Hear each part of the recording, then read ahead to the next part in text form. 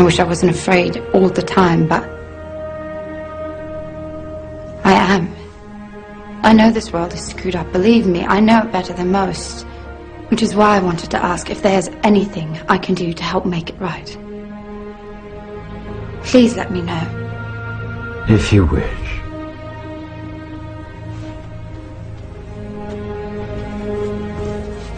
Be very universum vivus vici. By the power of truth, I, while living, have conquered the universe. Personal motto? From Faust. That's about trying to cheat the devil, isn't it? It is. And speaking of the devil, I was wondering if your offer to help was still standing. Of course. It appears that unforeseen circumstances have accelerated my original plan. As a result, I'm in need of someone with some theatrical skill. I'll do my best. I believe you will. We are consciousness. All that is, has been, and ever will be. There is nothing to fear. Whatever happens, we are always that. Mind fears because it's programmed to fear. When we're conscious, there's no fear in this. It's a shake of the head. Pathetic. Pathetic. Pathetic. And we need to do this. Compliance. We need to challenge that. Not with violence, not even with aggression. We just need not to fight it. We need to walk away, because without our acquiescence, it cannot survive. You know, when you look at a pyramid, we've been manipulated to believe the power in a pyramid is at the top. It ain't. The top of the pyramid is there because the rest of the pyramid's holding it up. We're holding this whole thing together. There's this story I told many years ago of a British comedian called Larry Grayson, who died.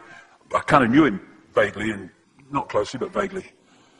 I went to his memorial service in Covent Garden, and this other comedian did this tribute to his life in which he read out this story that Larry Grayson had told him. When they were going around the variety halls and the theatres in the 60s, they had this all-male show. And Larry Grayson was the only woman in it because he was dressed up as a woman. And he said that the end of the show, the last scene, all the sailors, all the men came on dressed as sailors, and they were singing Rule Britannia. You know, Rule Britannia, Britannia rules the waves. Oh, I'm very pleased for you. Okay? And as it built up, Larry Grayson would come on dressed as Britannia with the helmet and the shield, and he would be manhandled up the side of this pyramid to the top for the big finish. And he said one night, he said things seemed to be going rather well. He said, and then I noticed that a sailor in the bottom left-hand corner had got rather a cough. And this cough got worse and worse and worse to the point where the sailor couldn't stay in the pyramid anymore and stepped out of it. Larry Grayson, symbolic of this elite at the peak of the pyramid, ended up in the second row. And the elite, the power center, had done nothing to bring about this. One sailor, the bottom of the pyramid, had got a cough. And the whole thing collapsed. And I listened to that and I thought, my God, yes, that's it.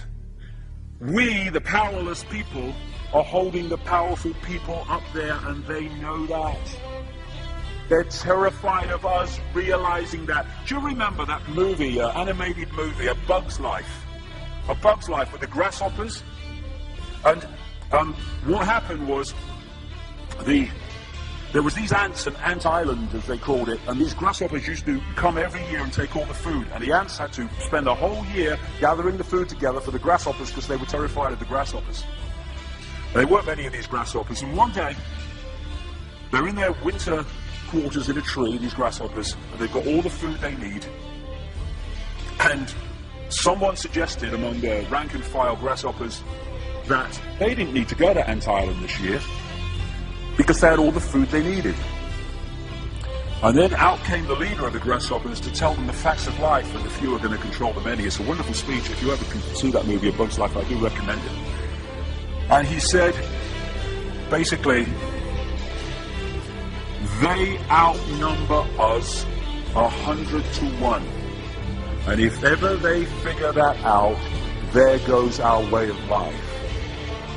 So we have to keep the pressure on, basically. We have to keep them working, so they don't figure out where the real power is.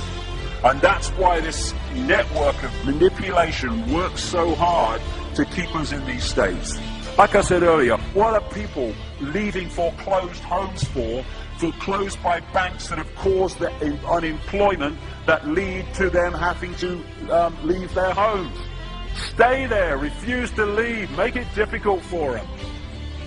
Expose them for what they are. We make it so easy, the non-compliance. No longer will we just do it because we're told to do it. Is it just? Is it right? Okay, I'll do it. Is it unjust? Is it not right? I ain't doing it. We start to make the decisions on what we will and will not do based on our values and not some imposition from the dark suits. These people are gonna give me, grant me, or grant me not my freedom. I'm all that is. You can't grant me freedom. No one can grant me freedom. I am freedom. It's what I am.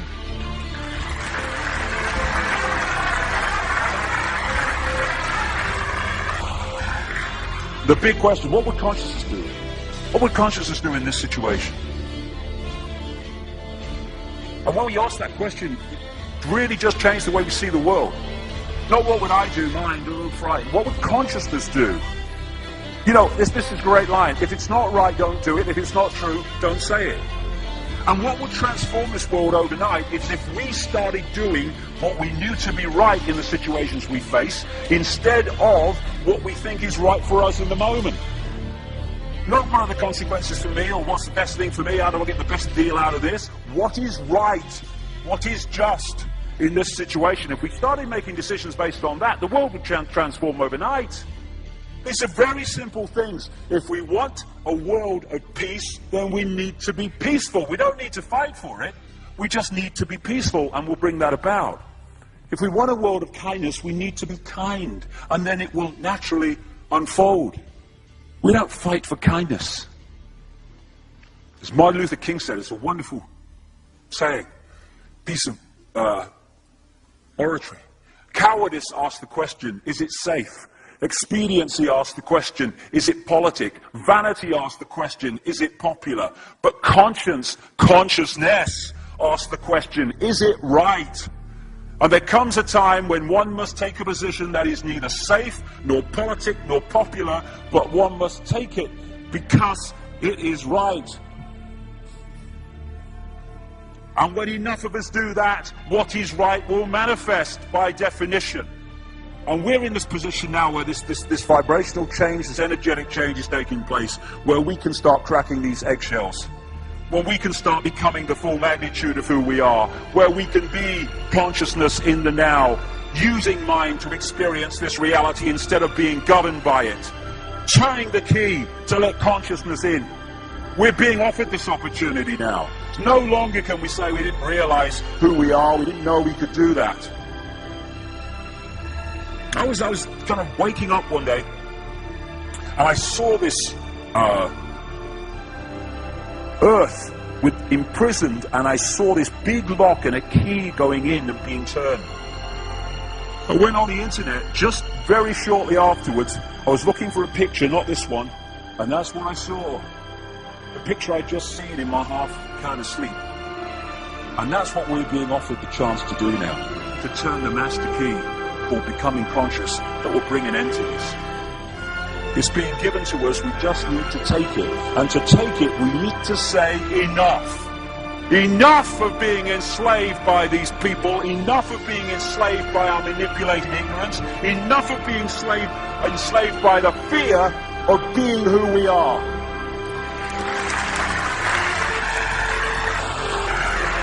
Enough! It is time to fly. It is time to fly. Thank you very much.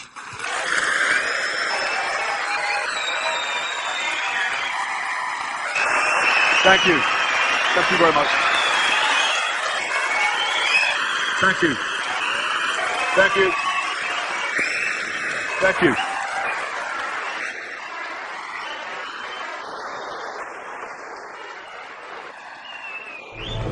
Enemy is approaching fast. Requesting orders. General, what should we do? There's no response from command or from party leader Creedy.